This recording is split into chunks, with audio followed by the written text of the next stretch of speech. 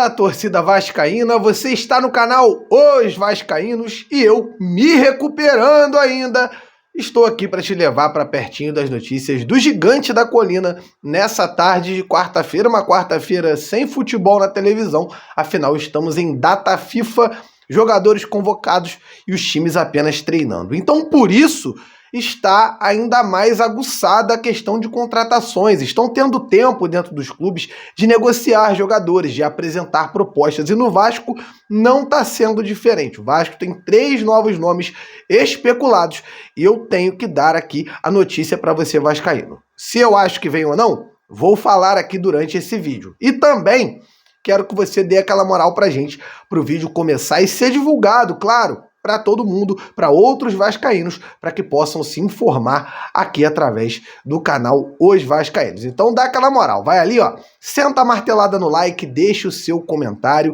inscreva-se no canal, seja membro, vem para o nosso grupo de WhatsApp, onde você vai estar sempre informado e vai debater muito de Vasco comigo, com o Mário, com o Lineker, vai fazer muito bem. E quanto mais vascaíno lá, melhor, né? Então aqui na descrição eu tô te ensinando a ser membro, você pode ser membro ou pelo YouTube, no botão Seja Membro, ou então pelo Pix, tá aqui na descrição, muito simples para que você possa aprender. Rapaziada, essa semana tô aí de molho, a gripe me pegou e aí já desencadeou um monte de outros problemas, então eu tô numa semana praticamente de molho aí. Ontem nem consegui fazer o vídeo da tarde, mas hoje tô aqui no sacrifício para gravar e trazer informações, porque temos coisas aquecendo no sentido de contratações. 3 nomes surgiram aí e eu vou trazer aqui dentro desse vídeo.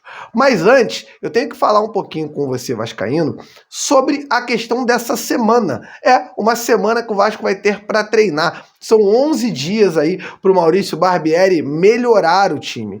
Dentro da SAF e dentro da questão do futebol, da cúpula do futebol, Paulo Brax, Luiz Melo, Abel Braga, existe um otimismo que esses 11 dias possam dar ao Maurício Barbieri tempo para que ele possa melhorar ainda mais esse time, um time que, na opinião deles, jogou bem o segundo tempo contra a equipe do Internacional, que quase empatou o jogo, teve toda aquela questão.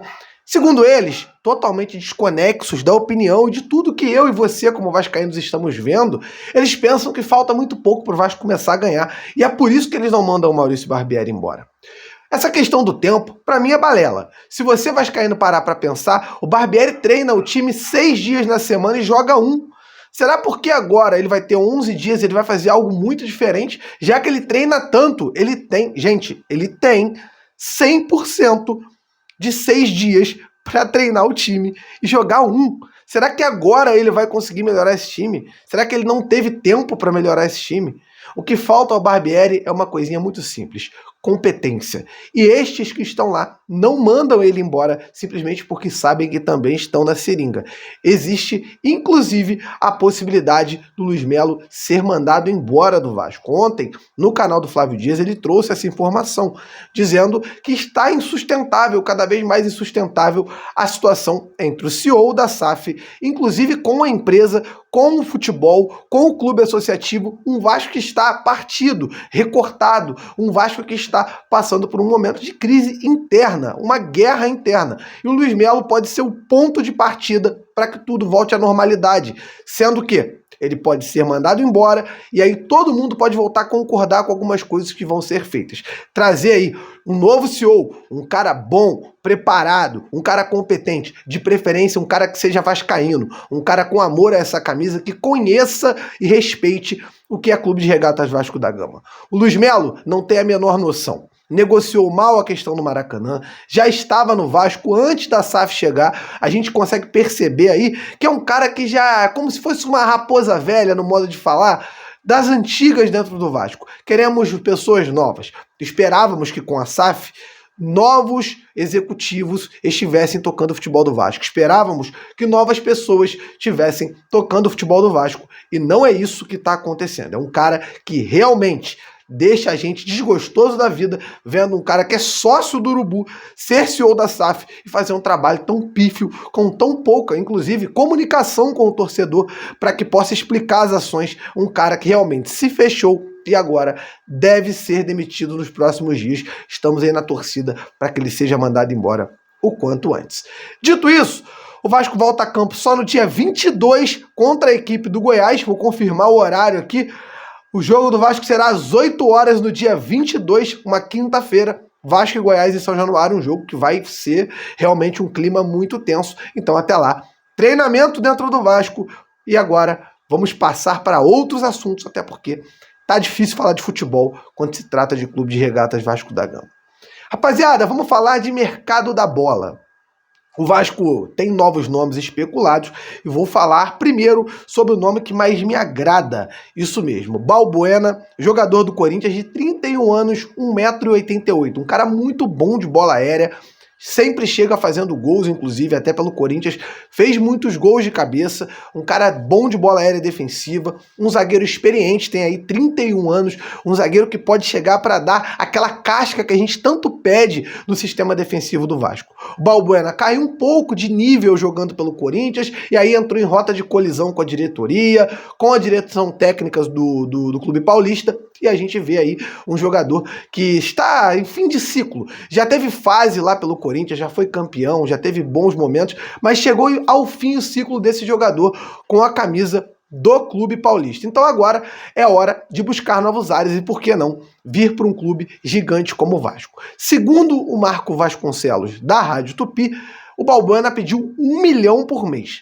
Eu, Edu, não acho que ele vá pedir 1 milhão. Até porque clube nenhum no Brasil vai querer pagar 1 milhão para ele. Nenhum clube. Por quê? O cara tá em baixa, ele não tá em alta, já é um jogador de 31 anos, então não é uma negociação simples de se fazer quando um cara pede um valor tão alto, sendo um valor que tá tão fora do que o mercado pode pagar para ele no momento. Eu acho que 500 mil, 600 mil, até 700 mil tá bem pago, dada a necessidade do Vasco. O Vasco precisa muito de um jogador para essa posição. O Capasso machucou. O Balbuena pode ser um parceiro de zaga perfeito para o Léo Pelé. Pode, inclusive, fazer subir o nível de atuação do Puma Rodrigues ali pela direita. Pode fazer subir o nível de atuação dos nossos volantes, tendo um zagueiro tão bom ali do lado. Inclusive, pode melhorar ainda as atuações do próprio Léo, que, na minha opinião, é um excelente zagueiro. Só que não é um zagueiro para ser o 0-1 da zaga. Ele é um bom para ser o 0-2. Sabe aquela diferença? Quando tínhamos ali o Dedé, que era muito bom, ao lado do Anderson Martins, ou então naquela época que tínhamos Odivan e Mauro Galvão, um cara era mais técnico e o outro era um pouco mais forte. O Balbuena é um cara que pode ser um pouco esse padrão mais técnico dessa zaga, um cara com mais experiência, um cara que vai dar tranquilidade pro Léo jogar. Então pode ajudar muito se vir pro Vasco. É uma contratação que eu aprovo, que eu quero que venha. Eu acho que pode sim existir a possibilidade, só que aí vai ser uma mudança de visão dentro da SAF. Entender que agora é o momento de gastar dinheiro, de colocar prata para o Vasco não cair para a Série B, para qualificar de verdade o elenco. Não comprar jogador ou contratar para que você possa revender lá na frente. Estou falando de retorno esportivo, por questão de necessidade. Então, a vinda do Balbuena seria para atender esses pré-requisitos que eu citei aqui agora. Outros jogadores citados são jogadores que eu não conheço, mas também são especulados. O Sebastião Bozelli, de 19 anos, que é um jogador que jogou o Mundial, foi campeão mundial sub-20 com a equipe uruguaia. Ele é zagueiro, muito jovem, padrão da 777, buscar jogador para revenda, enfim, mas não tenho uma opinião formada a respeito desse atleta. Bem como também o Guilhermo Paiva, que é um atacante do Olímpia do Paraguai, que tem aí o interesse do Botafogo e do Fluminense também. Dois times que estão muito melhores do que o Vasco na atual fase. Então o jogador tende a escolher o clube onde ele vai disputar título, onde ele não vai brigar para não cair. Essa é a realidade do Vasco no mercado. A posição do Vasco na tabela vai dificultar algumas contratações.